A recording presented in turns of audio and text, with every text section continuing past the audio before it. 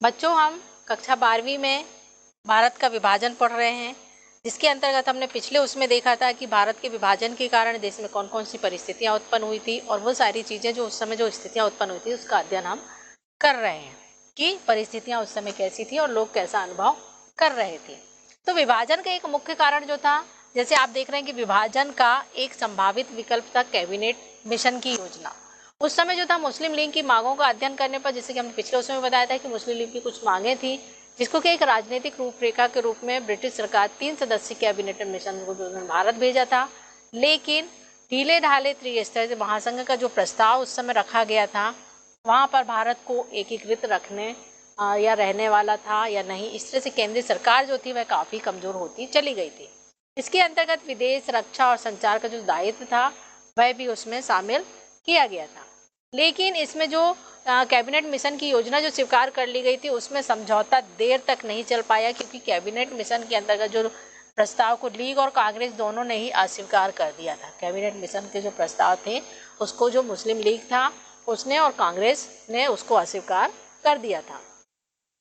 फिर उसके बाद देखेंगे सांप्रदायिक दंगे। जो सांप्रदायिक दंगे थे, जब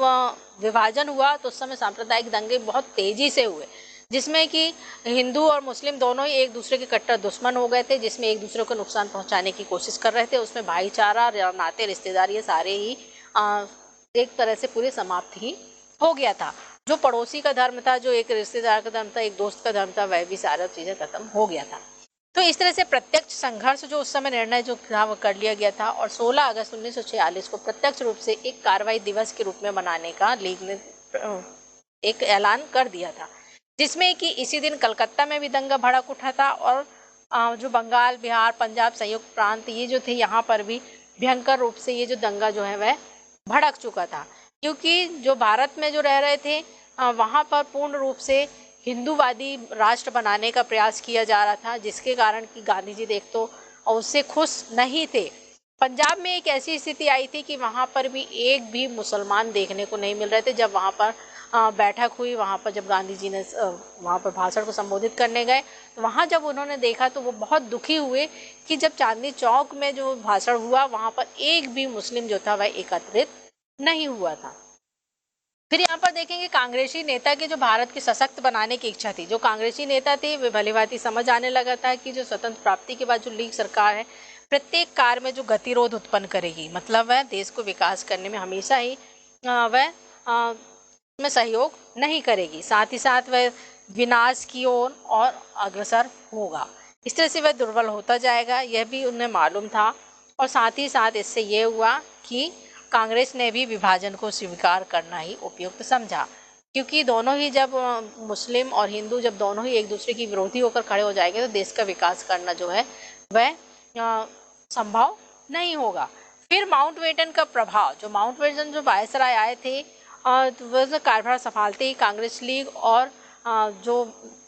मुस्लिम लीग था, कांग्रेस था, इन दोनों में समझौता होना उन्होंने देख लिया था कि अब यह संभव नहीं है, इसलिए उन्होंने विभाजन को ही तैयार करने हेतु समझाने का प्रयास भी किया था, लेकिन वह फिर भी असफल रहे। उसके बाद फिर गांधी द्वारा जो सांप्रदायिक सद्भावना के लिए जो प्रयत्न किए गए थे, दंगा प्रभावित क्षेत्रों में वे जाते थे, लोगों का हृदय परिवर्तन करना चाहते थे और अल्पसंख्यक समुदाय जो हिंदू अथवा मुसलमान दोनों को भी दिलासा देना चाहते थे कि नहीं, ये आपका भी देश है, आप भी यहाँ पर रह सकते हैं, लेकिन यह संभव नहीं हो सका था। उसके बाद फिर गांधी जी ने जो है 24 दिन का उपवास रखना प्रारंभ कर दिया था, जिसमें हिंदू मुस्लिम दोनों ही आते थे, पंजाबी भी आते थे, वे भी उनके साथ उस उपवास में साथ में बैठ जाते थे। फिर यहाँ पर हम देखेंगे विभाजन के दौरान महिलाओं के अनुभव। विभाजन के दौरान जो है विशेष रूप से महिलाओं ने भुगता, क्योंकि उनके साथ वो बहुत सदमे में थी, उनके साथ अपने पारिवारिक संबंध जो थे मतलब उनके साथ जबरदस्ती की जाती थी, उनके साथ बलात्कार किया जाता था, उनको मार दिया जाता था, उनका मतलब स्वयं का निर्णय होता था वह बिल्कुल ही नहीं था। इस मामले में महिलाओं ने नए परिवार जो परिवारों के पास था, मतलब जहाँ वे गए वहीं पर एक बार फिर अपनी इच्छा जानने का उनसे मतलब उनकी इच्छा जानने का प्रयास बिल्कुल ही नहीं किया। उनको सिर्फ एक वस्तु की तरह उपयोग किया गया और फेंक दिया गया, मार दिया गया। इस तरह से मतलब उनके साथ बहुत ही अन्याय हुआ था। फिर हम देखेंगे क्षेत्रीय विविधताएं। विभाजन के दौरान भी व्यापक सांप्रदायिक हिंसा जो थी, क्षेत्रीय जो विविधताएं थी, क्षेत्रीय विविधताएं मतलब हर क्षेत्र में हम देखते हैं कि हमारा देश जो है एक वसुदेव कुटुंबकम के रूप में जाना जाता है। यहाँ पर हर भाषा के लोग रहते हैं, हर क्षेत्र के लोग रहते हैं। इस तरह से यह जो था, जब विभाजन हुआ तो क्षेत्रीय विभिन्नताएं भी उसमें दृष्टिगत थी, जिसमें सर्वाधिक विनाशकारी जो था पंजाब में देखने को मिला था, जो चीज़ हमने आपको बताया, जिसमें कि सभी हिंदू और सिखों को भारत की तरफ से लगभग पंजाबी भाषी मुसलमानों को पाकिस्तान की तरफ खदेड़ दिया गया था। जो हमने अभी थोड़ी देर पहले बताया कि पंजाब में जो था एक भी मुसलमान जो था, पंजाबी मुसलमान वहाँ पर नहीं था। फिर यहाँ पर देखेंगे बंगाल में पलायन का सिलसिला। जब भारत में विभाजन हुआ तो उसके कारण भी बंगाल में जो था वह भी बंगाली विभाजन की उपजी पीड़ा भी तीखी नहीं थी, किंतु वो भी धीरे धीरे वह कहाँ भारत की ओर पलायन उनका हो रहा था। फिर पूर्वी पाकिस्तानी और बंगाली मुसलमानों ने भी अपनी राजनीतिक अभिव्यक्ति के माध्यम से जिन्ना के द्विराष्ट्र सिद्धांत को अस्वीकारते हुए पाकिस्तान से अलग होने का निर्णय उन्होंने भी ले लिया था। जैसे कि पश्चिम बंगाल जो है, मतलब बंगाल का विभाजन जो था, बंगाल जो अलग राष्ट्र बना, वो भी इसी का एक निर्णय था। इस तरह से बांग्लादेश जो था वह भी एक स्वतंत्र राष्ट्र की स्थापना हो गई थी, जो 1971 ईस्वी में हुई थी।